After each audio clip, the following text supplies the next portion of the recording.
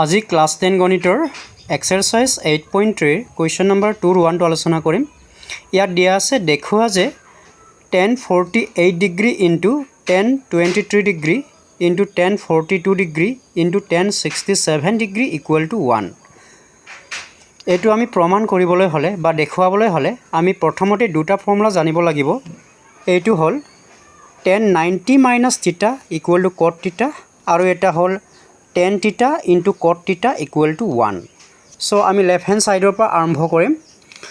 Solution left hand side tan 48 degree, tan 23 degree, tan 42 degree, tan 67 degree।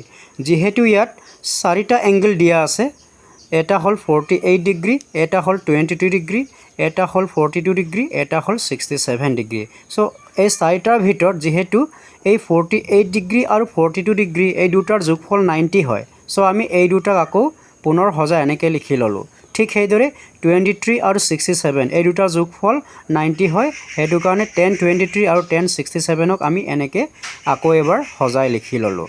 তাৰপিছত next line tan 48 আমি এনেকৈ ৰাখিলোঁ। ইয়াতে tan 42 হলনি আমি লিখিলোঁ 90 minus 48, যেহেতু 90 minus 48 42 হয়। সো ইয়াতো তেনেকৈ কৰিলোঁ আমি tan 23 এইটো এনেকৈ ৰাখিলোঁ। tan 67ৰ জেগা আমি 90 minus 23 লিখিলোঁ। এতিয়া তাৰপিছত আমি এই ফৰ্মুলাটোৰ লগত কম্পেয়াৰ কৰিম। ইয়াত যেনেকৈ tan 90 minus theta equal to cot theta হয়, ঠিক সেইদৰে ইয়াতো tan 90 minus 48 মানে 90 minus theta, এই 48টো আমি theta বুলি ধৰিম। সো tan 90 minus theta মানে 48 equal to cot theta, cot theta মানে cot 48। এইটোতো এনেকৈ আহিছে tan 48 সেম টু সেম। ঠিক সেইটো ইয়াতো tan 23 এনেকৈ সেম টু সেম ৰাখিলোঁ।